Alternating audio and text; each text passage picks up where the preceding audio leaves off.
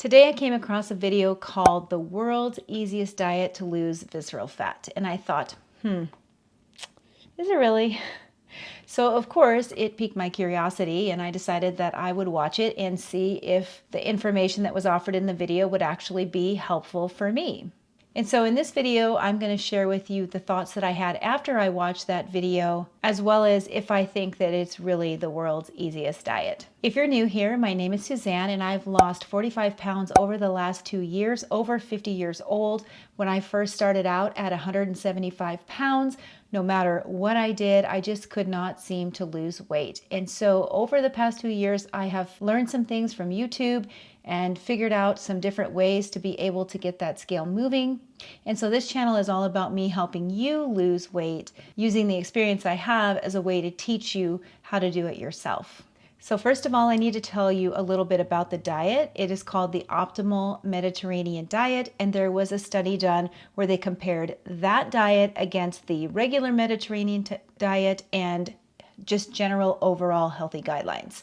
And the optimal Mediterranean diet they found in this study resulted in a 14% visceral fat loss. So that's pretty substantial. So definitely a good idea to look into exactly how this diet works. So I'm going to tell you what you eat on this diet. You're going to have 4 to 6 servings daily of vegetables, 2 to 3 servings daily of fruits, healthy fats, including mostly extra virgin olive oil, 3 to 6 servings of whole grains, which includes oats, brown rice, quinoa, barley, and 100% whole wheat bread or pasta, legumes, nuts, and seeds, herbs and spices, and then you can have some sort of protein 2 to 3 times per week. And that would include either fish or seafood, poultry and eggs. You can have red meat or beef, steak, hamburger a few times a week as well, and a few sweets and added sugars or highly processed foods, but very sparingly.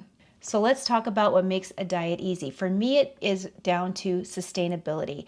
Is it a diet plan that I can actually follow long term, maybe even follow for a lifetime so that I can maintain my weight after I lose it? And so for me, that includes eating foods that I really like or enjoy. And that is one of the reasons why the optimal Mediterranean diet would actually not be the easiest diet in the world for me. That is because, first of all, I really enjoy foods with a good amount of protein and fat mixed together. I follow the ketogenic diet.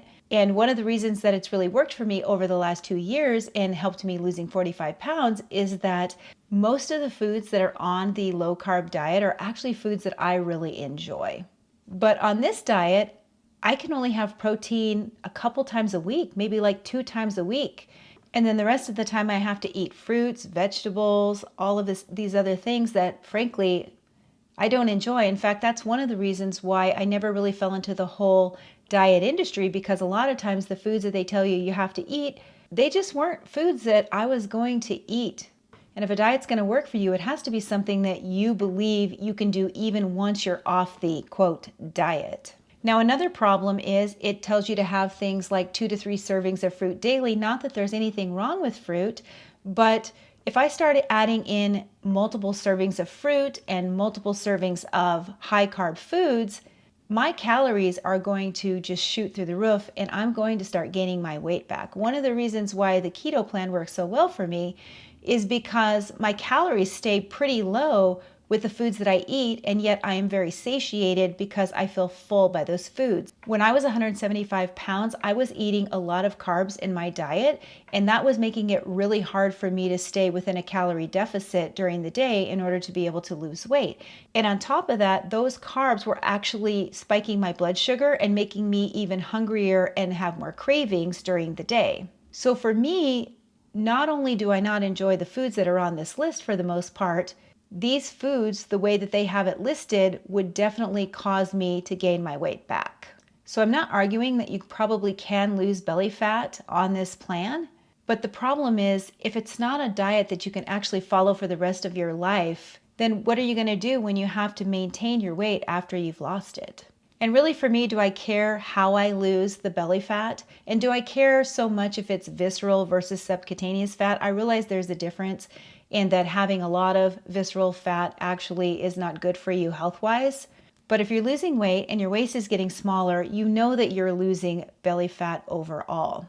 And I believe for the most part, if you're losing belly fat overall, you're probably losing a mix of subcutaneous and visceral fat. Now, I don't really have to guess this because I have a specific scale that I bought that has shown me as I've lost this 45 pounds, exactly how much my visceral fat has gone down. I'll put a link down below in the description of the scale that I used to do that. But as you can see from my screenshots, starting out at 175 pounds down to almost 130 pounds, you can see how my overall visceral fat has decreased.